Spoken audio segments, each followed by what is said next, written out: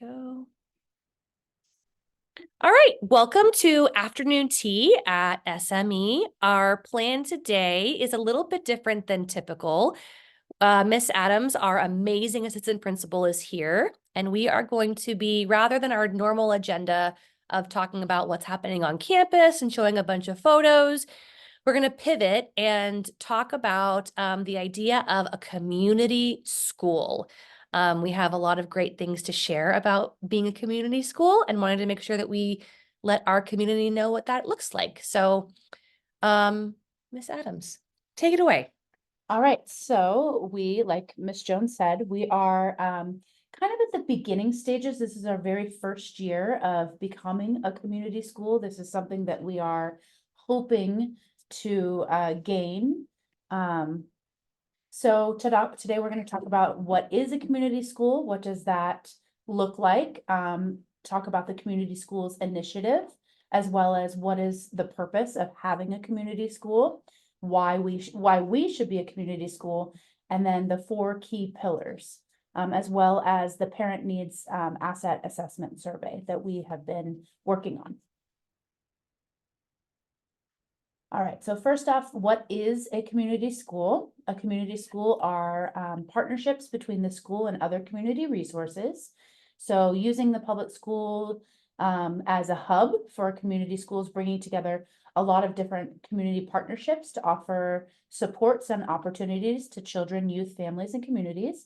So they really are thinking outside the box.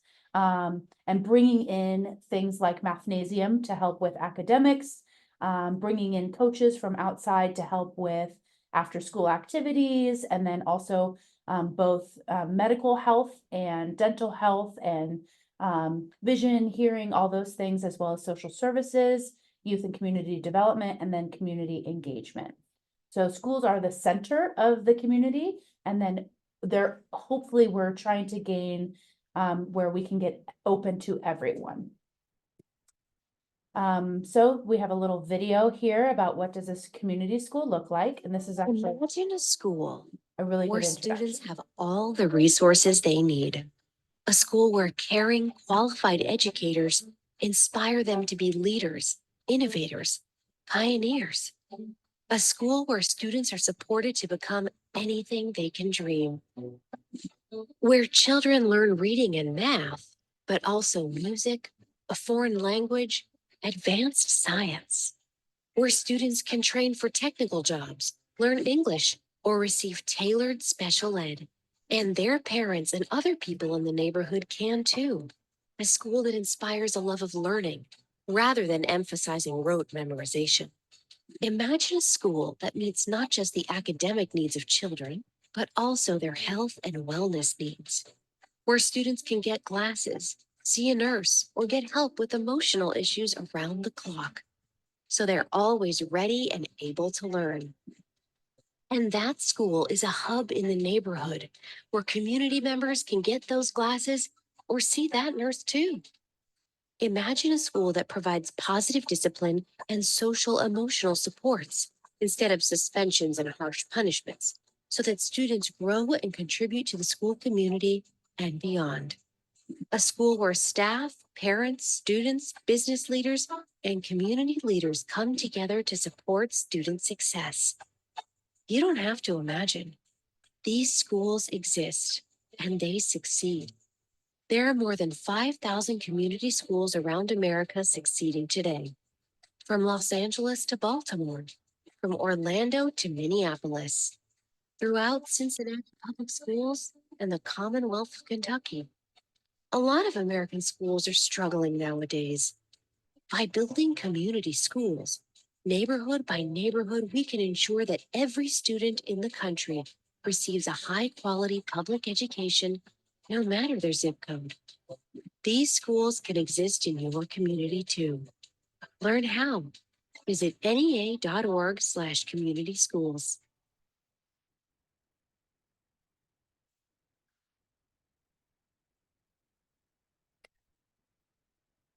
Okay, so that was just a quick little kind of like commercial about community schools. That's kind of what we are hoping to we aspire to become is a community school. So like I said, we're just in the very, very beginning stages of becoming a community school.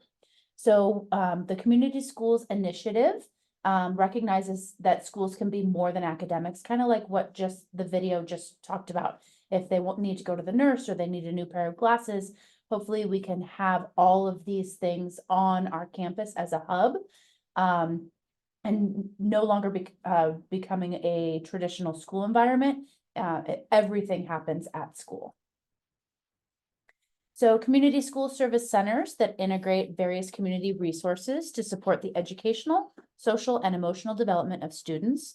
Like I said, it's to create a hub where education is not only academic learning, but it also involves engaging the community to address broader needs. So this little cartoon here kind of talks about the community school serving the whole child.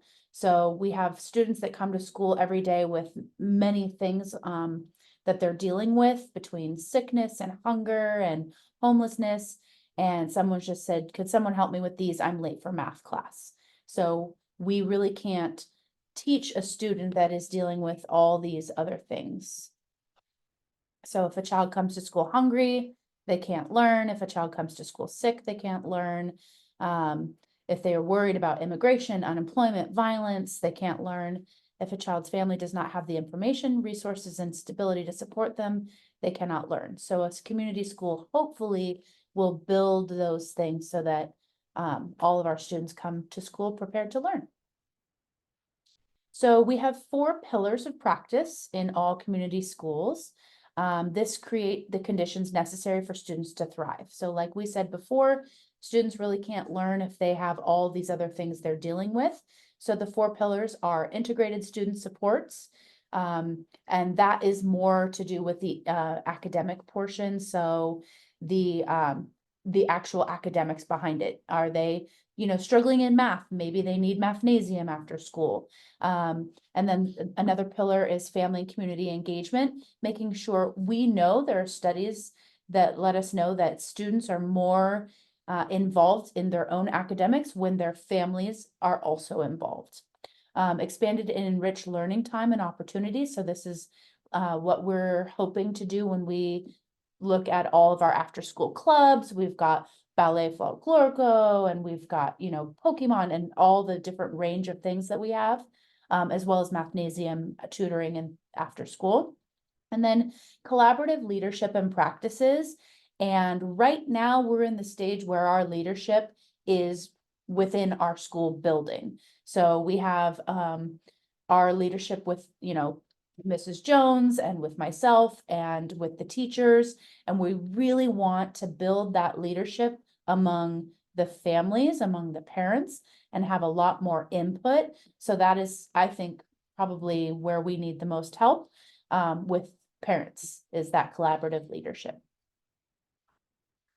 Okay, so kind of going pillar by pillar, the integrated support services is not only with academics, but also those medical, dental, mental health, house assistance, job training, tutoring. And this isn't just for the students, this is also for our parents. So social work services, community resource coordination, all those things that parents might need support with as well as students. So that's that first pillar, the integrated support services.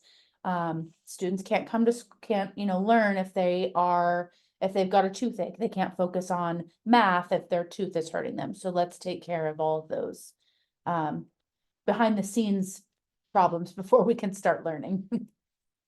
And so some of the funds that we have already, this is, like I said, our first year using the Community Schools Initiative. So some of the funds, we now have a full-time assistant principal. We have an additional half-time school social worker. We have some homework assistants. We have additional opportunities for family and community involvement, including material, supplies, and food. We have individualized academic tutoring in the area of math and support and opportunities for after-school student-led clubs. In fact, February 14th is going to be a whole new revamp of our after-school clubs. So we're gonna have a lot more clubs offered. We're gonna have Monday through Friday clubs as well, so that parents can focus on, you know, the one pickup time for the whole week. Well, yeah. Okay, so one of the other pillars is that family and community engagement. So we're really wanting more than just, you know, lunch on the lawn and open house. We really want parents and community members to think of the school as a place that they can become involved. So above and beyond parent and teacher conferences and workshops, right now we have Leader in Me workshops, but we would also like to have more workshops for parents. Anything that you guys are wanting to learn about. Promoting interaction among families, administration, and teachers, other than just, hey, so-and-so did this today. You know, just really having that communication, that back and forth communication. Volunteering in the classroom, becoming more involved with community events and field trips. And then again, like I said before, creating those systems and structures for shared leadership, not just the teachers running everything, but really having the parents here contributing and sharing their thoughts. You know, what do we need as a school and how can we get there? Okay, and then the third pillar is collaborative leadership. Again, or the fourth, sorry, collaborative leadership. This is, I think, where our school needs the most support. Creating a family and community engagement team that focuses on enhancing community engagement, continuous assessment of needs and assets of the community, informing decision-making and resource allocation. So right now, as our, our school, the leaders or the people making the decisions, really need input, right? We want input from the community and from the parents to say, hey, we really want this to happen, or we really want, you know, this amazing thing. So we really want all the ideas generated from the parents and the community. And those communication channels to be transparent. So not just us, you know, shoving information at the parents constantly, but really having that back and forth communication about decisions and policies and activities, and really sitting down as a team to come up with policies and decision making. Okay, and so our very first step in becoming a community school is doing a needs assessment. And like I said, we really want the input from the families, from the parents. So we have completed one survey so far. We had 163 responses, so that's awesome. It's actually better than any of the other schools in the district, so yay. We had 338 families. We have 338 families. So that's 48%. So we have heard from a little less than half of our families. We really want more. We really want to hear from everybody, you know, and we want to change, you know, whatever input we get, we want to make those changes. So we're going to be doing a second survey. It's different questions, a little more open-ended, and we're going to have not only a hard copy, like a written copy, we'll have a digital copy just like we did before. But we also want to start bringing parents in to have more of a conversation rather than just filling out papers. So that's going to be our needs assessment survey, so we can figure out what we need to get better. So in order to really have a true community school, we need parents, we need families. So we have a community schools committee. That's hopefully going to be, once we get the ball rolling, this is all brand new. So couple of parents, couple of families to come in and tell us what we can do to get more parents involved. If any families out there have community partnership connections, we would really love to hear, you know, maybe you are a DJ on the side and you want to come, you know, to our school dance, or just you need help, you know, you need student leadership to help with a certain project or something like that. We really want a two-way partnership where our students our leaders can help the community, and then also how the community can come on and share their wealth with our school. So if you guys are interested, or any parents are interested in becoming being a part of our focus group, we need a couple of parents to really have those discussions. We have a couple of one-on-one interviews where we can just ask, like, hey, what do you think our school needs to do to become better? And then we also need parents to help pass out, collect surveys, and then a parent panel, where the parents are really running the conversation, where the parents are asking the questions and delivering the advice that we hear. Okay, are there any questions? No, I think that all the information and the new integration is going to be really good for like the school.